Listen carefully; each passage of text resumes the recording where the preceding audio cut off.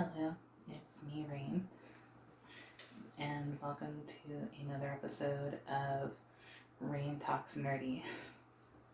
So, last week I kind of spoke a little bit to you guys about how I was kind of a huge gamer and all the different games I play. So, gaming is one of my absolute favorite pastimes. So, I spend most of my time either playing games or watching anime or things like that.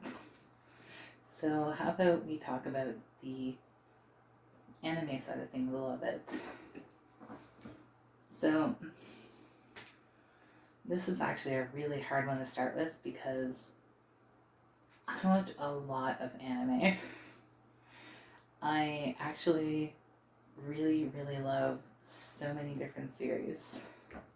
I think my absolute favorite series, however, is No Game, No Life.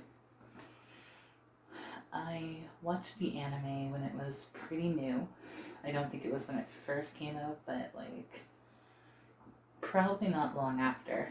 And being a gamer, I was kind of hooked on the idea that there are these two gamer siblings and they kind of take over the world from this. But then it just kind of ended and it did nothing. It was they set up this really big plot and then nothing. So I got kind of sad. And last year I decided to start picking up the light novels. Well, I should have brought one on camera, but the light novels are incredible. If you like the show at all, you owe yourself to pick up the light novels. One thing I found is the show was a little bit weird with how it depicted his sister. It's not that the light novels don't do it a bit too, which is the one thing I really don't like about the series. Shiro's adorable, but I don't want to see Shiro that way.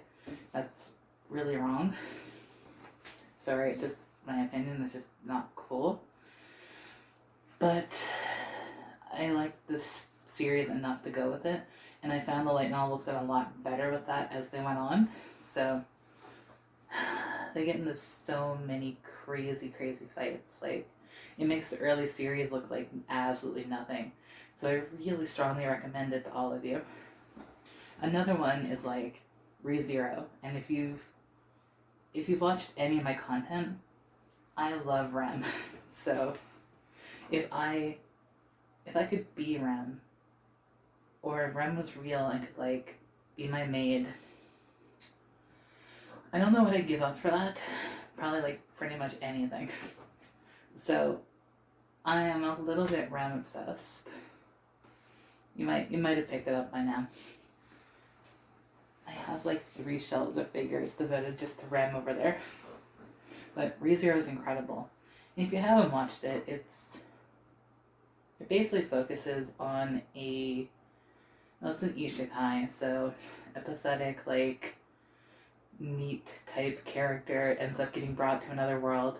I know that's the most cliche thing ever.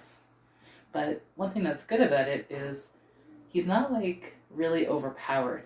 And I know some other things have done that too, Konosuba kind of deals with the same type of thing, where really underpowered NEET gets brought over. But what makes this unique, and it's mild spoilers for the first episode, I guess, is that the main character Subaru has the power to return from death.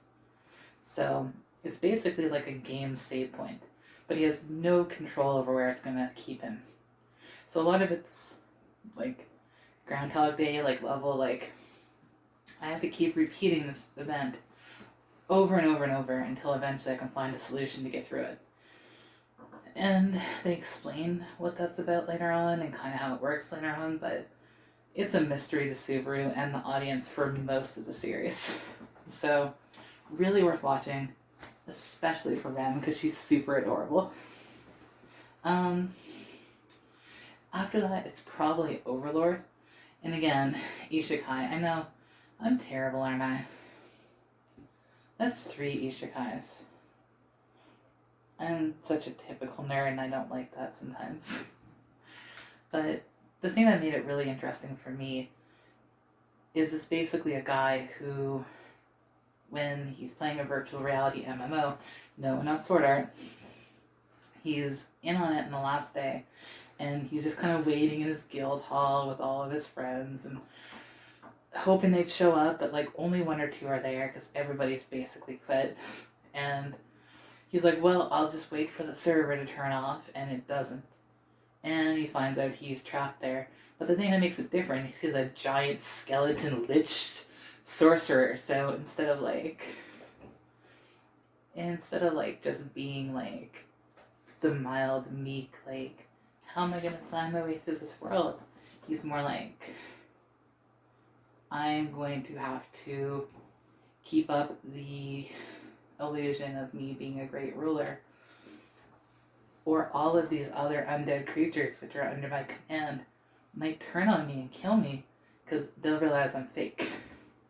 So it's interesting because it's a dynamic where he is basically all powerful,